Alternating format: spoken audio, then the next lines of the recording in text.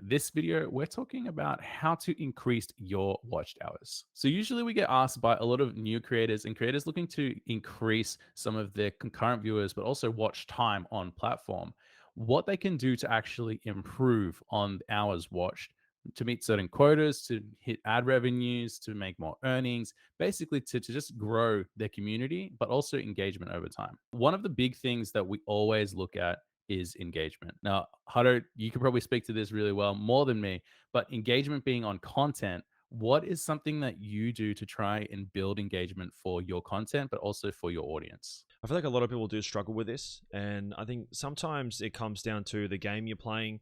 Some games are very easy to just sit back and watch without kind of, speaking in chat or kind of getting involved in that sense, engagement wise. So I think it's up to the creator and obviously you as a creator to try and find uh, pieces and spaces and time in the content that you're creating, especially some of the games you're creating, like an FPS. People may be able to just sit back and watch. I even find myself sometimes turning on a stream and I'll just watch it. Like I won't really be in chat, and I feel like it's up to the creator to kind of create the space and create the time where people can answer questions. You know, if you're playing an FPS game, you could be asking, oh, which map do you enjoy, or does this gun work? Or you're running around PUBG, for example, you pick up a red dot, you could just in that moment you could hit the chat with, oh, do you guys prefer the red dot or the 2 times 4 times, whatever it is. Just trying to find those pieces and those moments in the game that you're playing to ask a question and get chat involved, depending on what platform you're on. They may have to like the post or like the stream, or any sort of type of engagement. I feel like it sort of goes back to on the creator to create those moments for someone in chat or a viewer to really engage with the content. Yeah, awesome. Do you have any pre-planned engagement kind of activities sometimes throughout your Mm. content, or a lot of it's kind of in the moment? What are your thoughts on that? I do have some sort of pre-planned stuff. At the start of my stream, because the way I'm looking at my streams these days is I'm sort of streaming, but more so for the video aspect or the VOD aspect, the was live aspect. Because I stream on Facebook Gaming, as soon as you finish a live stream, it then processes and then it converts to a video. So someone can go back and watch my videos. They still have their own engagements after that, still have their own algorithm pushes as well. So focusing the start of my stream in that first 30 seconds on a little bit more engagement, a little bit more like talking directly to camera, explaining what we're going to be doing, explaining that even though someone is watching later and I'm not live right now, that dropping a like on the stream and sharing it still does help the content. I find that even some nights when I finish my stream and then I go to bed, I wake up in the morning to an extra 30, 40, 50 likes on my post, where if I hadn't had started my stream with, hey, thank you for for stopping in and checking the video, even though you might be watching it when I'm not live, drop a like for me, because it still does help. Even just changing the way that I don't have a starting screen and the way that I am engaging with, like, directly to camera, and those people that may not be watching live, I feel like has really helped sort of gain a little bit of extra traction when I'm not even live. So that's kind of the point of where I've changed to really try and push for a little bit more extra engagements on my stream. But then throughout the stream, it's more of just kind of whatever's happening in the moment. Because I play GTA roleplay, is you can plan some stuff about kind of, I want to go here today, I want to do this. This is a kind of roleplay I'm trying to get into. But for the most part, you can't really plan GTA roleplay. It's always, all over the place, and there's a lot of different things going on. So, a lot of the stuff I'm doing is definitely in the moment kind of stuff. So, when looking at increasing watched hours, community is something that is very important. One, because they want to watch what's happened in your stream, but also continue to watch in VOD content. They tend to go to more pieces of your content to see what's happening in your creations, and then come back to other things in future as well. Hado, to some of your community, what is something that's very important? I know you've done a lot of pieces of content across the board, from entertainment to educational kind of things as well. Like, how have you built the community that has helped increase people kind of staying around to watch longer, or even to watch more of your content? I think that's a hard one as well. I think maybe someone that, is a little bit more confident, I guess, in what they do. I don't want to say cocky, but maybe that is the correct word in this in this circumstance. I'm not very like, my content's great, my role play is good, I'm a great creator. That's not kind of me, and not the kind of way I would explain my content. But just based off some of the comments that I've seen, even just recently in the last week, I get DMs regularly, just about the kind of way that I go about, engaging with my community, talking to people in my chat. I think it sort of always goes back to like, I don't know. I feel like I'm just very myself, on my stream, and like even people that have met me in real life, they say that the kind of who I am on stream is just like a little bit more, you know, of who I really am. So I'm a little bit more relaxed, a little bit more chill, sort of in person, but I still feel like I come across like that on my stream. So I don't know. I feel like maybe that kind of is a good thing. I think it kind of works. I guess pros and con kind of way. Like, instead of playing a character on my stream and really going crazy with it and getting involved in some drama and talking smack about people or whatever, just doing that kind of engagement baity kind of thing that we've seen work quite a lot with a lot of different creators. I'm kind of just me doing my own thing, and I think people kind of connect with that, and I kind of have a pretty laid back, cruisy kind of vibe, and I think people kind of kind of gel with that and like to just hang out in my stream. There's not too much bullshit that goes on in my stream. Everyone can just come in and join and have a good time, and kind of just forget about whatever's going on in their life if they're having a bit of a rough time, and just watch what I'm up to with the characters that I play and the things that I do.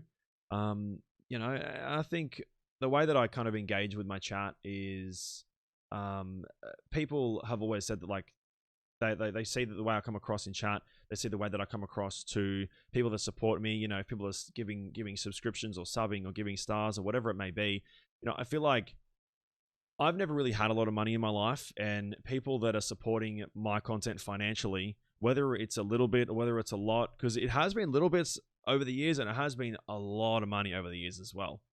So I don't know. I feel like I've never really had a lot of money. So people that they're obviously working hard for their own money, and then they're spending it on my content and supporting me and my family.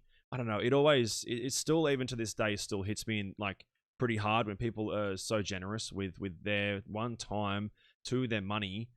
So I don't know. I think a lot of people, I guess, like the way that I kind of go about my streams and the way that I'm very thankful and grateful of the people that do support my content. So I don't know.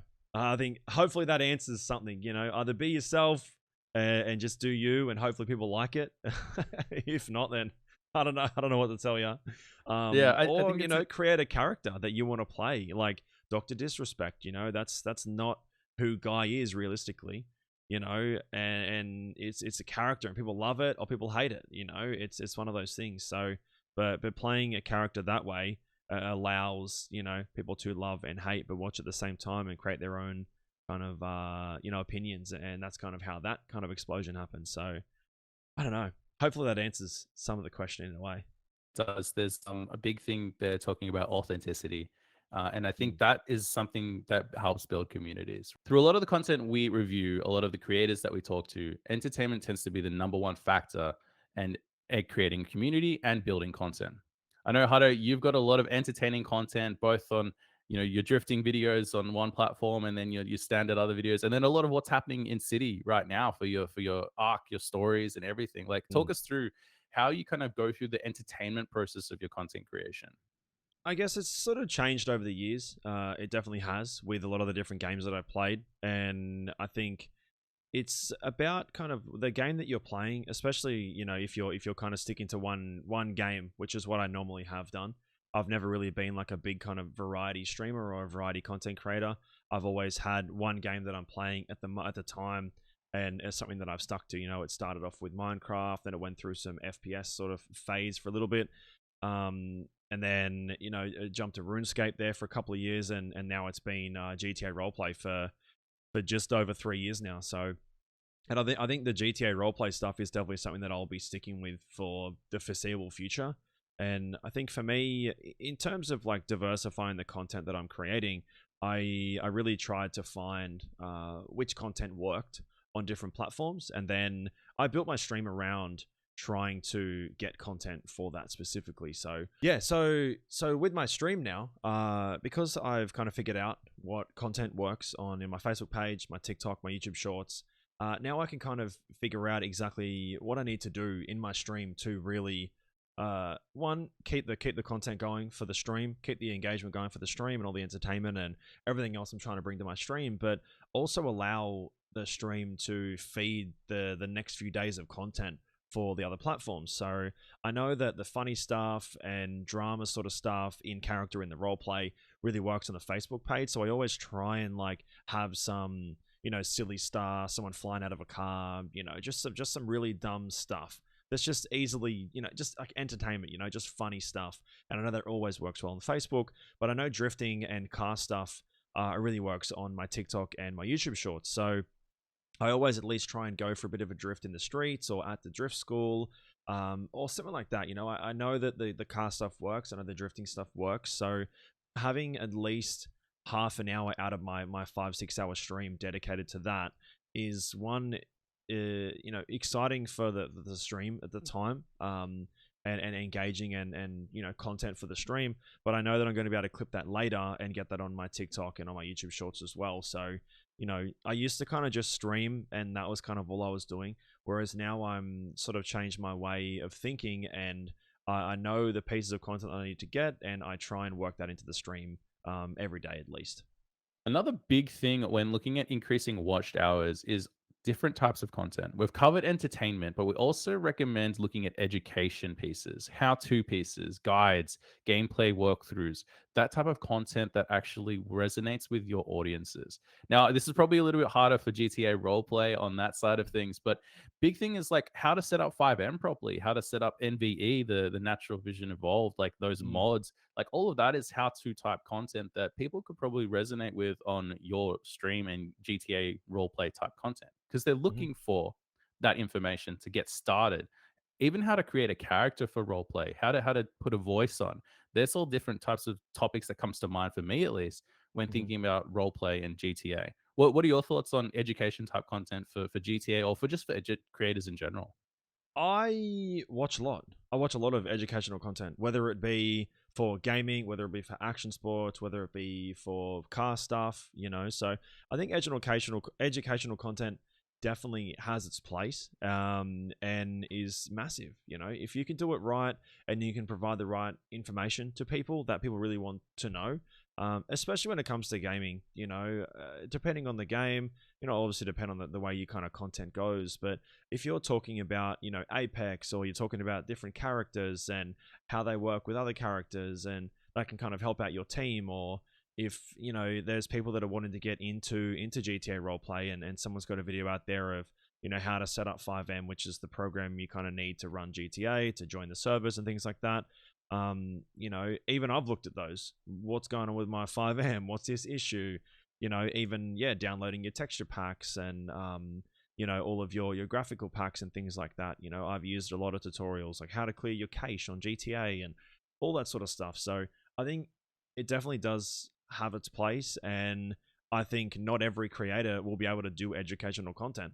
I don't think I would be able to. You know, I feel like I don't know enough about enough sort of about a specific topic to really do it. You know, I don't think I would be able to do educational content really about anything. You know, I don't think I would maybe even be comfortable doing it in a way. I don't know, maybe. Like But the thing this is, this like, right now I count as like some form of educational content. And I think it's because you've got the yeah, experience, right? You can talk to content creation, live mm, streaming, and I think you've had enough time in the space that you can yeah, show at least people that are starting how to get to your level, right? I think that's a big important thing is that everyone's on that different journey and finding educating those people at a different point is very important, and having the collateral and the content available for those different types of audiences. yeah, So definitely don't sell yourself short on that. You're 100%. You could definitely you've got some knowledge locked up in the Hutto brain. yeah. Maybe. Who knows? Who knows where this series will go? Maybe we'll do our own how-tos soon. Maybe we'll just start doing some how-tos, on whatever it may be. Who knows? But yeah, I don't know. I think you gotta have the right I guess, information, you know. Mm. I think that's the thing. Like anyone can do a how to really, but like, you know, I feel like there's always, you know, especially on YouTube, you'll see you'll type in how to do this, how to do that, and you'll have a lot one video with like a lot of dislikes, and then like this literally didn't make sense, and then you'll have the same kind of style, but the information is just portrayed in a different way, and it's got a heap of upvotes. Like this worked exactly. So I think just having the right information and portraying it in the right way really can work. And I think if you do it the right way and it's something that is very valuable to people, then you know the viewership will come, the engagement will come, the watch time will come, and yeah, I think you'd be onto a winner if you can really get the right information there and get the right value for the right people.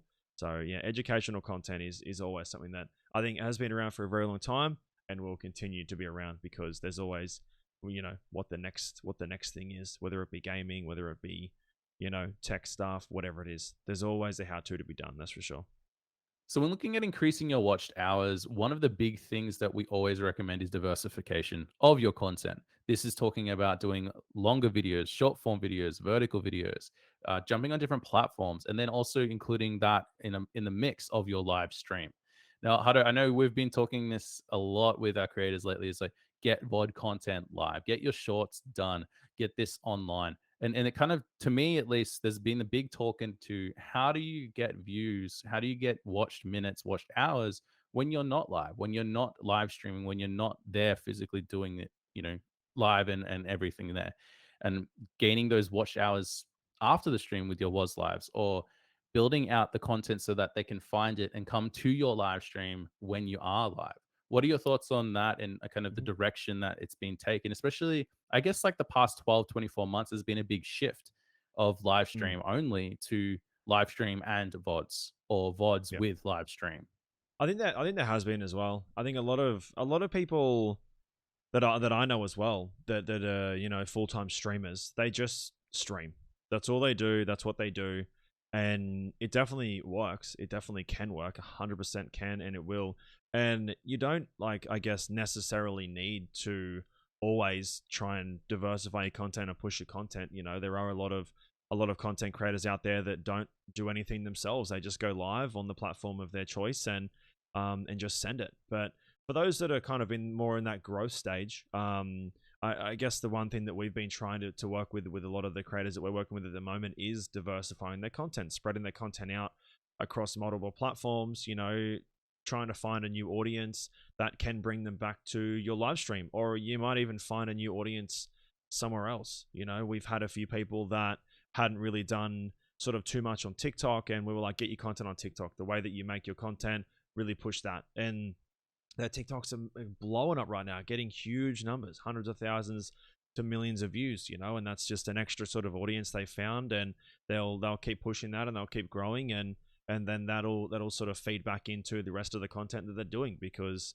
there's realistically at the moment there's a lot of people online, and there's not, you know, there's never going to be a day where there's going to be too much content for people to consume. There's always going to be something else to watch, something else to look at, you know, someone else to follow. So having your content spread across a lot of different platforms is, you know, it really can't do any harm. It can only really ever do well, you know. Sometimes the content that you may post to another platform may not work the best, but I think, you know, sort of working towards that kind of 80-20 split that I know of a lot of people talk about is 80% of the content is the content, you know, that works, and 20% of that content is finding the next best thing for what you're doing, you know. So you know, diversifying content and finding content that works for platforms, and you know, pushing your content to you know, different audiences is definitely always going to sort of come back to the main thing you're doing, and that possibly might be live streaming if you are a live streamer. But if you're doing VOD, then you know, and your main thing is YouTube, or your main thing is putting VODs on Facebook, you know, having those shorts on YouTube and then having those TikToks, you know, if a few of those blow up, they'll go, I want to see more of this. I want to see where this clip came from. Then they'll go looking, and they might find your YouTube channel, they might find your Facebook page, they might find your Twitch channel. So I think diversifying content and getting your content out there, there's really like, you know, I don't really see any cons of doing that at all.